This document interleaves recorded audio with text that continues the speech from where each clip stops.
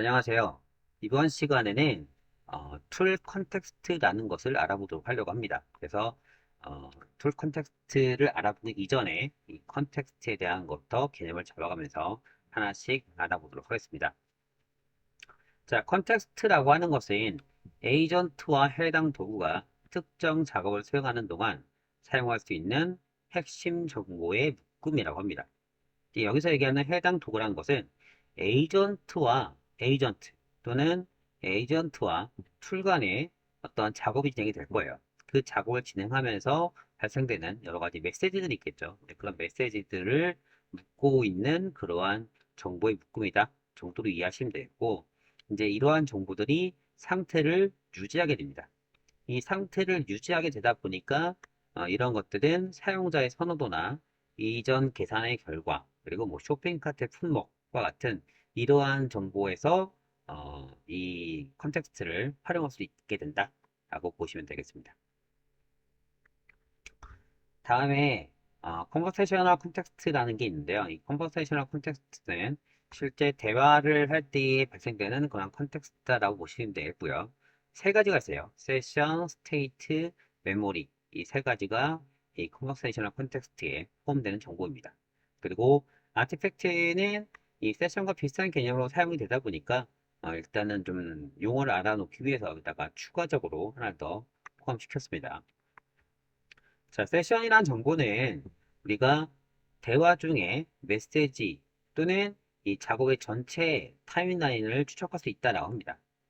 그래서 이 세션이 발생되는 것은 결국은 에이전트와 에이전트가 뭔가 어떤 소통할 때에 그 정보들 가지고 계속 에이전트를 넘어가면서 상태를 유지하는 그런 정보가 세션 정보가 되는 것이고요.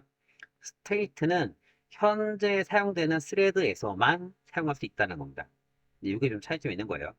세션은 에이전트를 넘어가면서 그 에이전트들에게도 현재 상태를 계속 유지한다라고 본다면, 이 스테이트는 현재의 그 스레드에 대한 정보들만 가지고 있다라고 합니다. 그래서 이 스테이트 정보는 이번 시간에 요거에 대한 간단한 활용 부분을 더 알아보려고 합니다.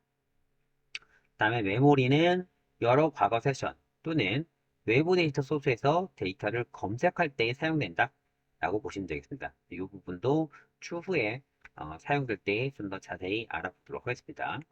그리고 아티팩트라고 하는 것은 단순한 이런 텍스트 문자를 처리하는 것이 아니라 파일, 이미지, 오디오와 같은 이러한 다양한 바이너리 형식의 데이터들을 다 처리할 수 있게 되는 그러한 기능이 이 아티팩트에서 처리된다라고 보시면 되겠습니다. 그래서 이제 좀 더 풍성한 그러한 그 자료들을 관리를 하면서 이 AT를 사용할 때 좀 더 그 넓게 뭐 사용할 수 있다 정도로 보시면 되고요.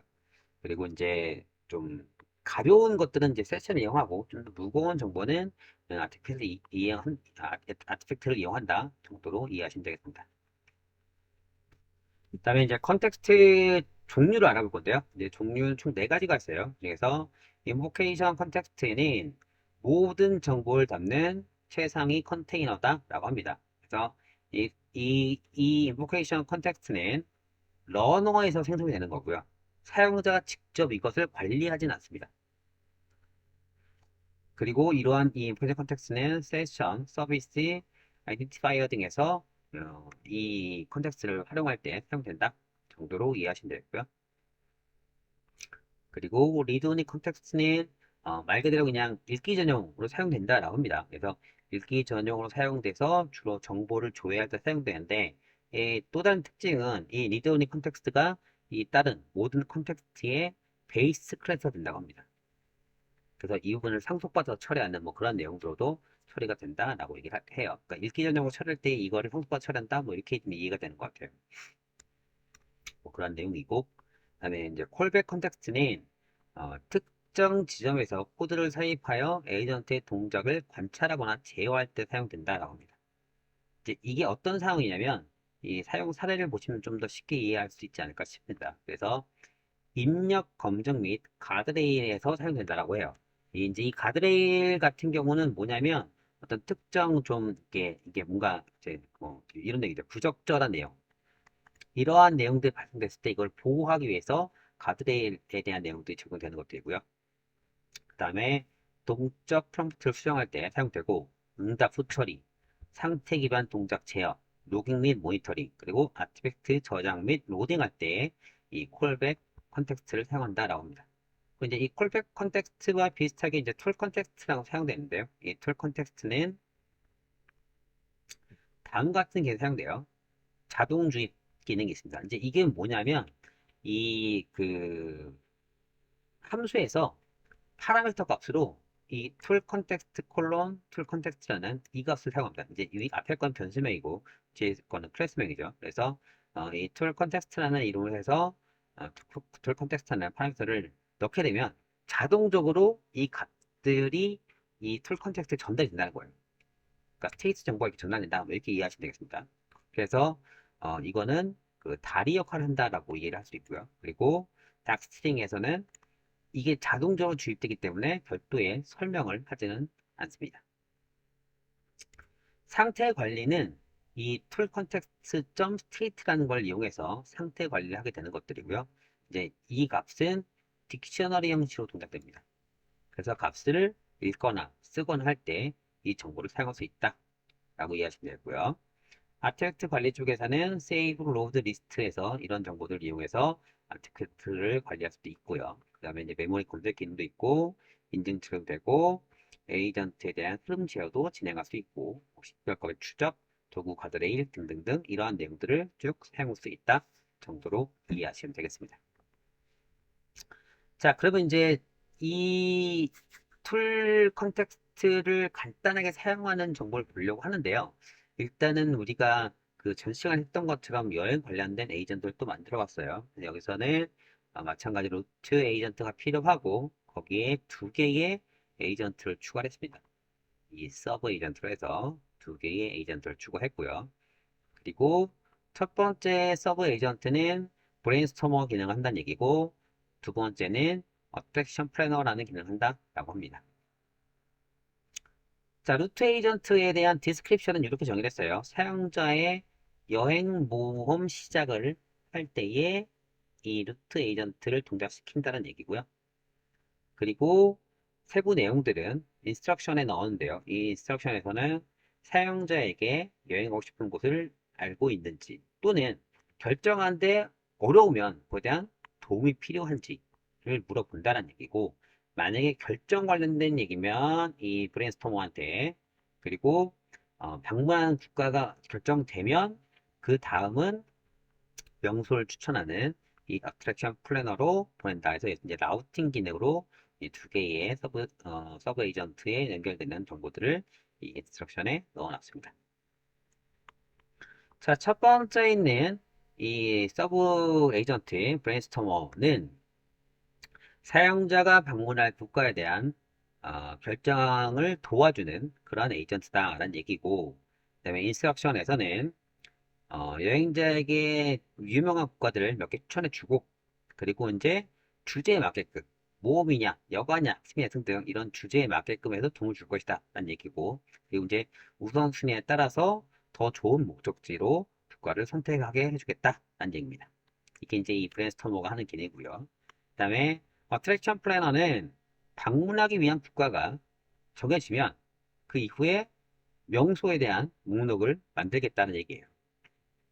그래서 그 국가는 이러이러한 명소가 있으니까 이런 데를 꼭 들려보세요 라고 이제 그 명소를 추천해주는 그러한 기능이 이 어트랙션 플래너고 이제 세부 사항들을 보면은 국가 선택되면은 그거에 대해서 명소를 선택하게 되고 명소 선택하면 그걸 툴을 이용해서 선택된 명소를 저장하고 그리고 더 많은 명소를 또 추천해준다 는 얘기입니다.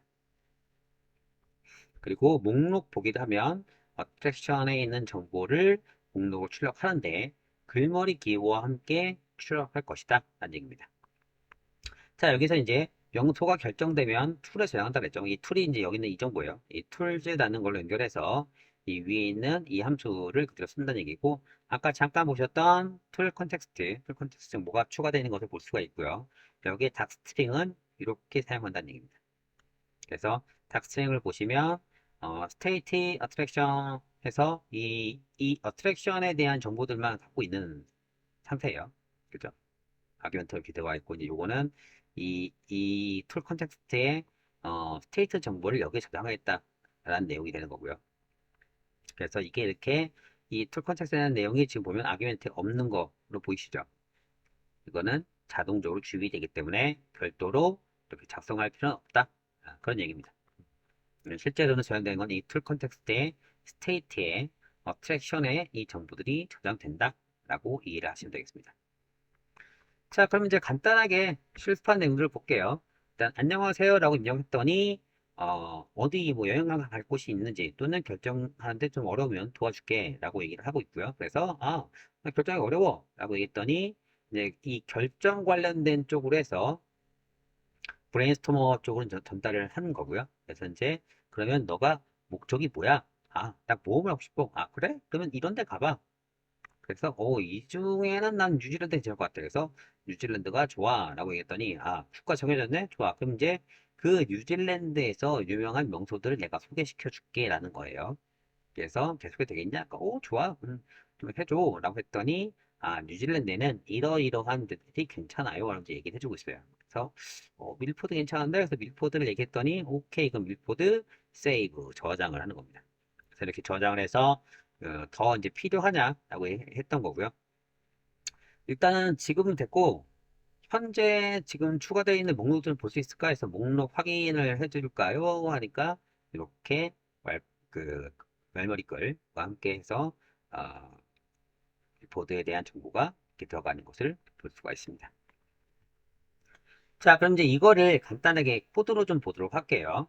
일단은 기본 코드는 기존에 했던 거와 똑같습니다. 에이전트를 만드는데 루트 에이전트를 만들고 여기에 서브 에이전트로 이렇게 두 개의 에이전트를 추가했습니다. 그래서 위에 있는 정보들이 서브 에이전트가 되는 것들이고요. 그리고 거기에 이제 툴 정보에다가 이전에 만들었던 이 툴도 연결했다라는 얘기입니다. 그래서 이제 여기서 저장을 하게 되면 이 툴을 통해서 저장이 된다라는 얘기고요. 그리고 데이터를 읽어드릴 때, 목록을 읽어드릴 때에도 이 툴에서 읽어드린다라고 하는 겁니다.